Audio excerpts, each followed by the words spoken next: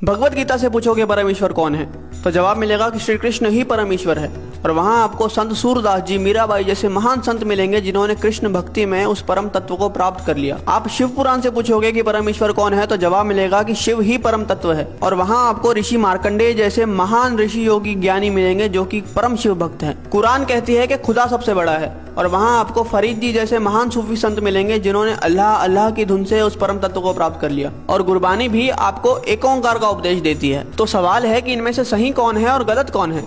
और जवाब है कि इनमें से सही तो सारे हैं, लेकिन गलत वो इंसान है जो इनमें से किसी एक पथ पे चलते हुए बाकियों का अनादर करता है, अपमान करता है। इसीलिए कबीर जी ने कहा था कि कबीरा कुआं एक है, यानी कि वो जो परमात्मा है वो एक विशाल कुएं की तरह है और पानी भरे अनेक, यानी कि हम और आप अलग अलग नामों से, अलग अलग स्वरूपों से उस भगवान को पुकारते हैं। लेकिन आगे कबीर जी कहते हैं कि भांडे ही में भेद है और पानी सब में एक। मतलब जो भांडा है यानी कि हम, भेद तो यहाँ पे है, क्योंकि आप इंसान को तो अलग कर सकते हो लेकिन भगवान को कभी बांटा नहीं जा सकता। अब प्याला चाहे सोने का हो या पीतल का, उसके अंदर जो पानी है वो तो अंत में प्यास ही बुझाएगा।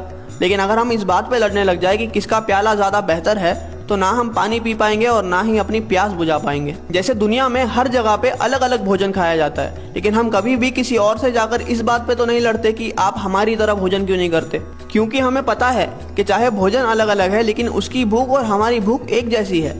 हो सकता है कि वो ब्रेड खाकर अपनी भूख मिटा रहा है और हम रोटी खाकर, लेकिन उसका असर जो हमारी बॉडी पे होगा वो एक जैसा ही होगा। इसलिए हमारी पेट की भूख तो मिट जाती है लेकिन हमारी परमार्थ की भूख कभी मिट ही नहीं पाती। हम लड़ने में इतने बिजी है कि हमें खाने की, यानी कि उस भक्ति को अनुभव करने की फुर्सत ही नहीं है। कबीरा कुआं एक है और पानी भरे अनेक, भांडे ही में भेद है, पानी सब में एक।